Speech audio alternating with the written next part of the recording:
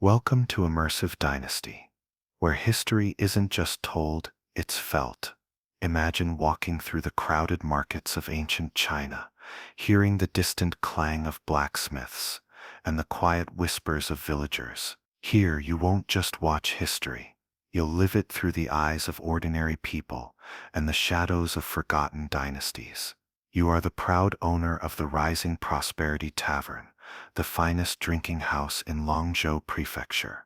It's the 42nd year of Emperor Qianlong's reign, 1777 by Western reckoning, and the first rays of dawn pierce through the mist, spilling soft golden light onto the worn pinewood door of your shop. You push it open. Instantly, you're greeted by the comforting scent of aged rice wine mingling with the steam rising from bamboo baskets in the kitchen.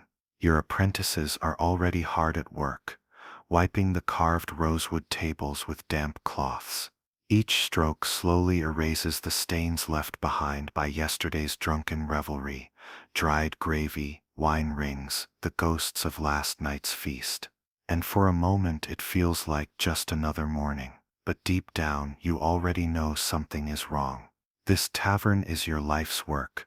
30 long years of hustling from a street cart vendor to a two-story establishment with painted beams and carved railings. A local empire. And it's all about to come crashing down. The Qing Dynasty under Qianlong looks majestic from the outside, like a golden dragon coiled around the empire. But beneath the shimmer lies rot.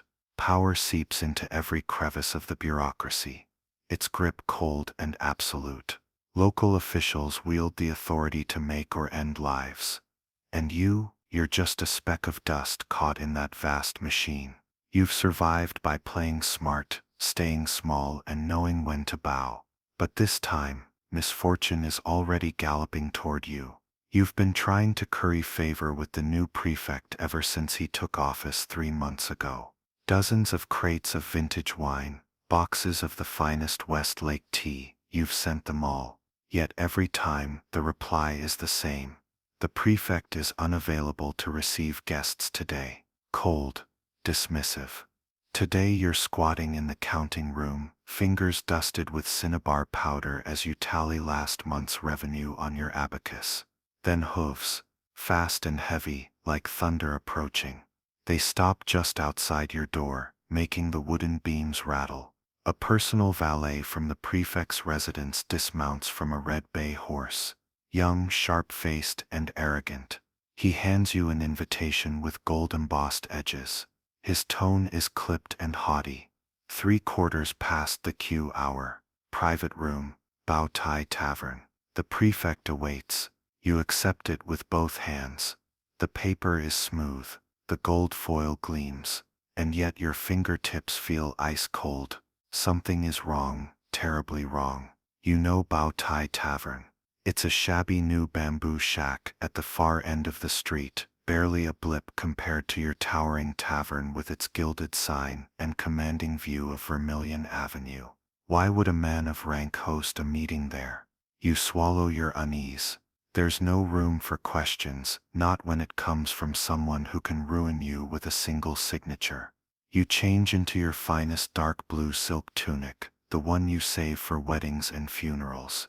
You slip 2 silver ingots into your pocket, just in case, and step into the deepening dusk. As you pass your own tavern, you pause. You can't help it. The gilded signboard still hangs proudly above the main doors, Rising Prosperity, written by the hand of the previous prefect himself. The characters shimmer faintly in the dying sunlight. You remember the day it went up, the bitter cold, the snow swirling like ash. You had held an empty wine jar in your arms that night, praying you could afford the rent on your first shop front. You had wept in silence. You've worked like a beast ever since early mornings, sleepless nights, never once letting your guard down, and it paid off. This empire, humble as it may be, is yours. But now, it feels like a noose is tightening. You can almost feel the prefect's invisible fingers slowly curling around everything you built. With one gesture he could reduce it all to ash. Just like that. Like crushing an ant underfoot. Your steps feel heavier with every block. Your heart pounds louder than the clatter of hooves earlier, but you keep walking. What else can you do? The bamboo curtain at the entrance of Bao Tai Tavern is stained with oil and age.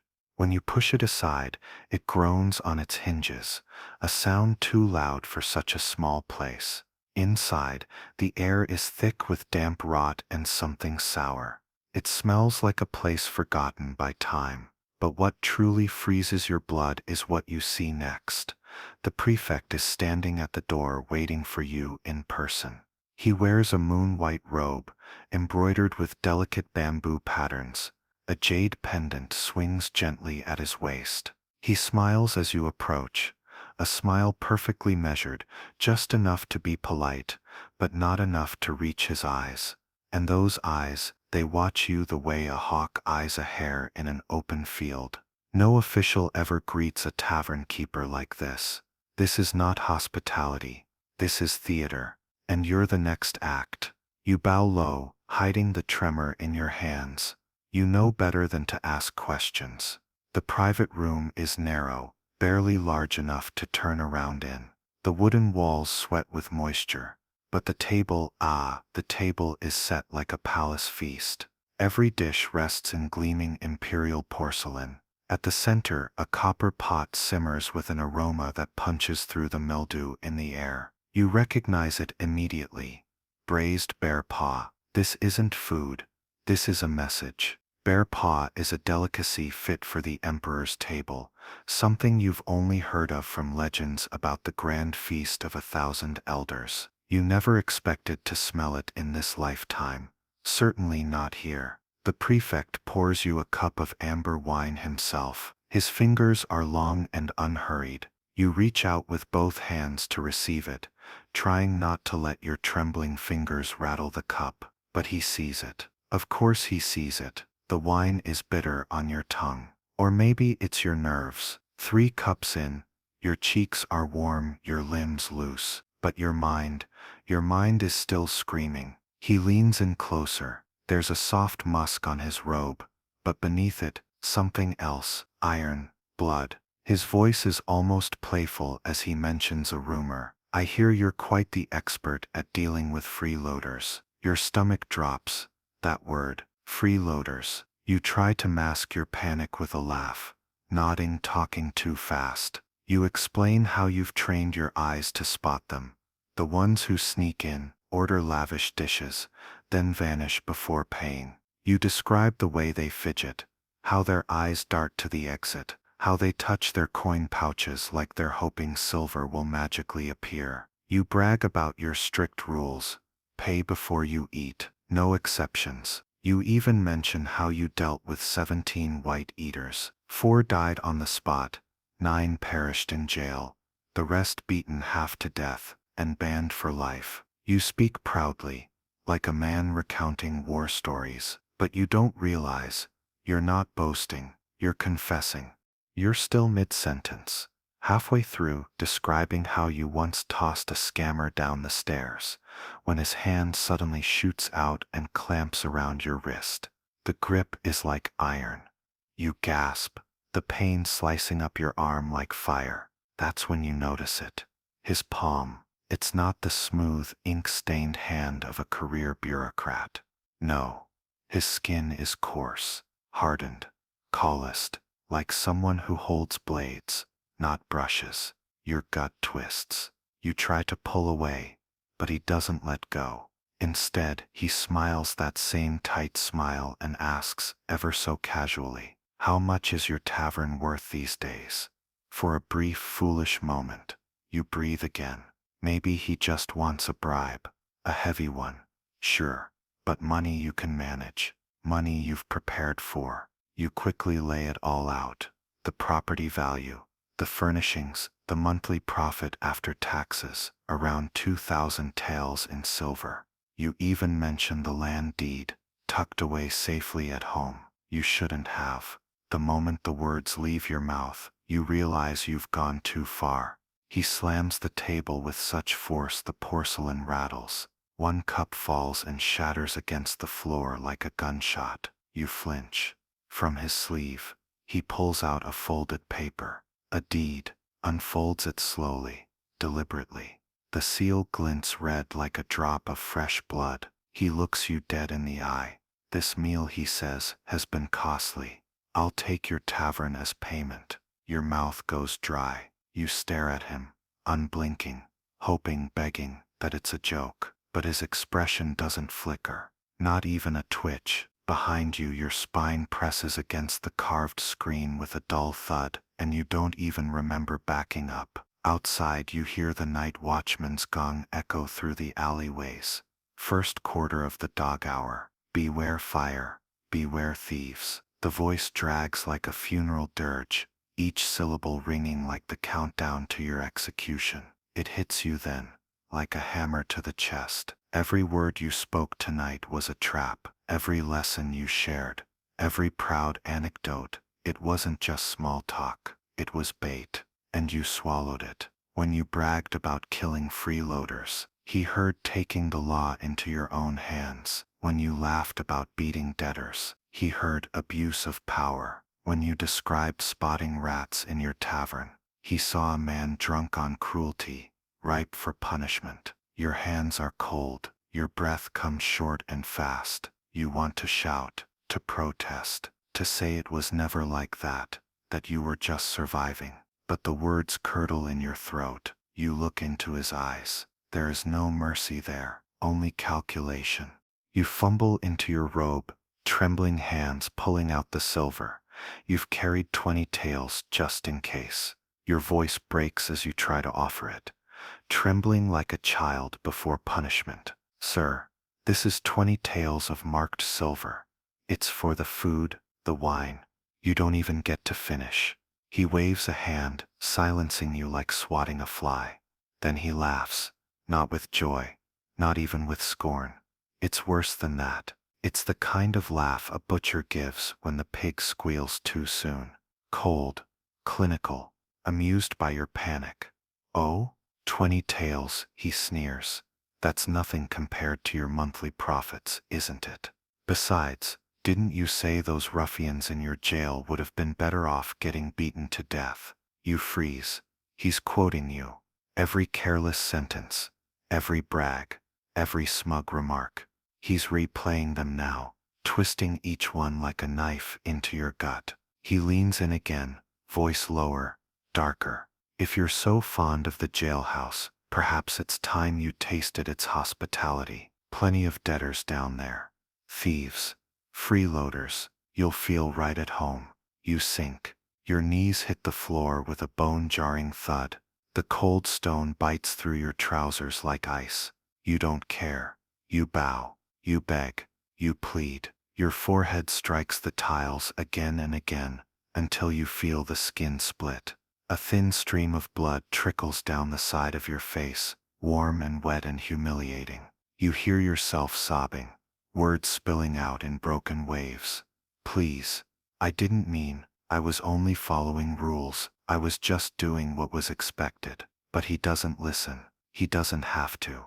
With one swift kick, he sends a wine jar tumbling. It crashes beside you, bursting open in a spray of golden liquid. The wine pools at your knees, a slow flood that snakes toward the corner of the room like a river of shame. He stands tall over you, framed by the flickering oil lamp. Then he says it. The sentence that finally breaks something in your chest. In the shadow of the Son of Heaven, he declares, the life of a peasant is worth nothing, but the life of a merchant, oh, that's worth owning. That's when it hits you. Not just the fear, but the truth, the real truth. There are no rules, there never were. All your talk of law, of justice, of earning your place in society. It was a fantasy, a bedtime story for hard-working fools. The law is clay in their hands, the kind of clay that can be shaped into a blade, a cage or a coffin. And you, your 20 years of sweat and sacrifice, have meant nothing, nothing. You were never building a legacy, you were raising a lamb to slaughter. 3 days later, the golden signboard of Rising Prosperity Tavern is torn down with the screech of splintering wood and rusted nails. The sound cuts through the alley like a scream. Your tavern, your empire is gone. In its place now hangs a fresh plaque, lacquered and gleaming in the summer sun. 4 gilded characters shout down from above, property of the prefect. You crouch in the shadow of your old kitchen, the one that once overflowed with the aromas of spice and simmered broth. Now it reeks of mildew and rot. The walls are peeling. The hearth is cold.